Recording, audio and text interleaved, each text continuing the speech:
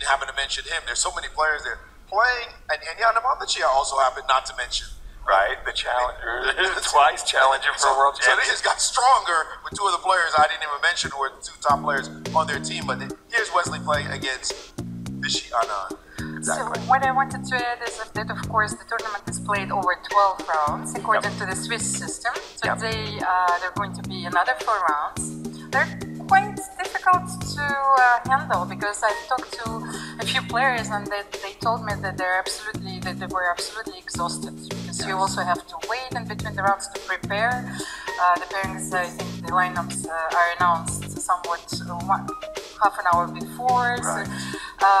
So they're circling around the playing hall. Peter, yes, certainly, with their computers, coaches, and by the way, I also found out that the elite team WR Chess, they also made a training session before the tournament, so well, they have quite a team spirit. Team camaraderie, and again, we're just mentioning the WR team, the Freedom team, who are they are facing Round 11 or 12. Right. Such a small field, 36 teams. It's not that many, and by round 5 or 6, obviously, start doing the math. That's when the top teams will start meeting each other. Exactly. So this is a crucial matchup already on day 2, 5th round, with so many rounds to go. This could actually decide the tournament. Yes. If the WR team wins this match, they'll be running away almost with the tournament. So we want to see something be competitive. We'll see if they can be slowed down by the end. And again, Elmira, to win a match, you get 2 match points. So if you win the match 4-2 or 3.5, you're still getting 2 points. That is why WR has 8 points after 4 rounds. And there's 2 teams actually that have 7. They gave up a draw in the match, including the team of Freedom. So they're currently tied for the 2nd place. Let's just get into the games a bit here. Yes, sir. Before you start analyzing the games, jump in. It's a very important detail, nevertheless. I wanted to tell you that the women's board, it's not fixed. So we might actually see some of the women players playing like on top boards and facing the top grandmaster. So it's also a very unique occasion for them to play against, for example, the former world champion Vladimir Kramnik. Yes, right. So he's playing for the chess pensioners team. Right. And I've seen a few games where Peter Swidler had also to face a few problems. Exactly. When I first saw the lineups with Hu Yifan, I actually didn't think she was going to be playing on the women's board. I thought she was actually going to be playing on one of the top 4 boards. So, what game caught your eye? Okay, well, let's go down, and again, we are talking about 6 boards. 4 open boards, 1 women's board, and then finally an amateur board. We'll start with Vishy and Wesley. Very, very early, it's a Joko piano, defined with bishop c4, bishop c5, and we've just seen this move, bishop e3 by Wesley, inviting a trade, which did occur. Bishop takes e3, f takes e3. They're still in the opening throes of theory, nothing to see there. We'll come back to it.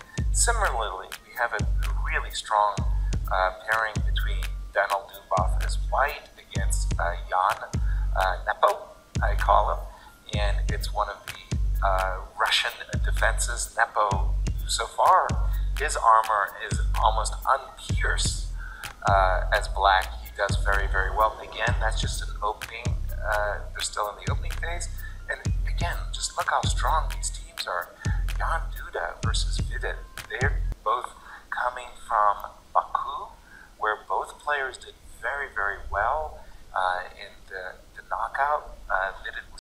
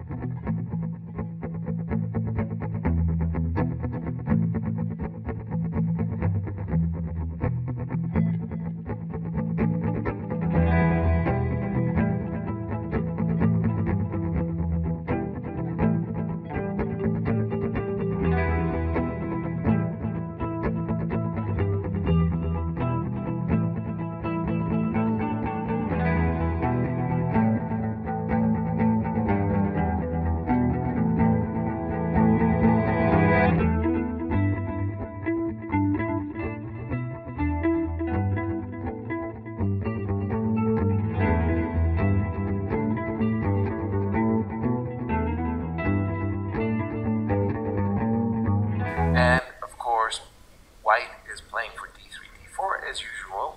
And after takes, Fishy said, Queen takes, and Wesley said, well, you've got a problem. Your problem is these two knights are in trouble, and they're awkwardly placed, so awkwardly you have to go back, and for a pawn sacrifice, Wesley is established as rook on the seventh rank.